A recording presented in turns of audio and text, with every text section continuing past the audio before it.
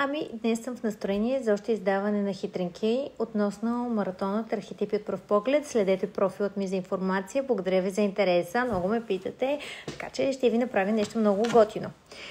Сега ще ви издам малко как да общувате с архетипът на войнат, защото виждам, че това ви е най-трудният архетип за общуване и определено той не обича ненужното бърборене. Но той се интересува от теми за опасност, за някаква заплаха, работни задачи. Моментално той се вкопчва в такива новини, които го принуждават да мобилизира войската си и своите ресурси. Ако му поставяте задача, тя не трябва да е твърде лесна, в никакъв случай. Представете я даже като трудна, като значима задача. И войнат се интересува повече, когато остава малко време за решаването на проблема, защото оживява и веднага става активен.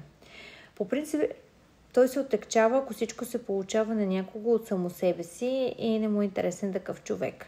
Защото неговият архетип всъщност предполага способността да решава проблеми и да се справя с едни наистина сериозни предизвикателства. Тоест, ако им липсва стимул, те какво да прави с този човек? Трябва да им представите информацията конкретно и кротко, смирено. Той не може да остане дълго време фокусиран, вие да му разказвате, защото трябва да ви помогне. Той е по предприемането на действията. Така че, ако ще го молите за нещо, той се активира от молби с думите помощ, спаси, ако не ти кой, никой освен теб, само ти можеш. Тоест ситуации, в които наистина да бъде истинският герой и спасител, от когото зависи всичко. За да го убедите, е важно да кажете колко е значимо това и все едно ще получи медал, ще спаси някого и без неговото действие всичко това ще се срути. Темите, които трябва да седнете са спасение, защита, постижение, дълг, изключителна необходимост. Даже съм ви извадила нещо като цитат, като реч, характерен диалог от един филм. Филмът е Доктор Стрейндж, адресирано до истински архетип войни. Много хубаво представят моята структура към това как да се обръщаме към тях. Следният. Лондонският храм е паднал. Ню-Йоркският вече е бил нападан и той 2 пъти. И въобще, кой знае кой е следващия храм, който ще бъде? Спомняте ли си, господарю, как ме научихте да се бия? Бий се, ако искаш да оцелееш, това ми каза тогава.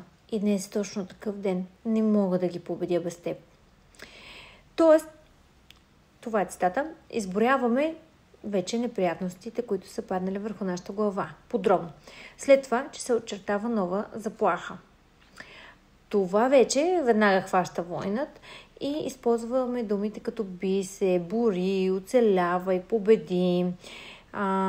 И това вече, че няма време, днес е точно такъв случай, активира веднага, че война трябва да действа. А не мога да спечеля без теб. Точно това, което ви говорих за заявките, които трябва да го включват и да го активират като герой. Излишно е, разбира се, да ви казвам, че войнат, който първоначално в този филм не беше в настроение за сътрудничество, мълчаливо кимна и влезе в битка.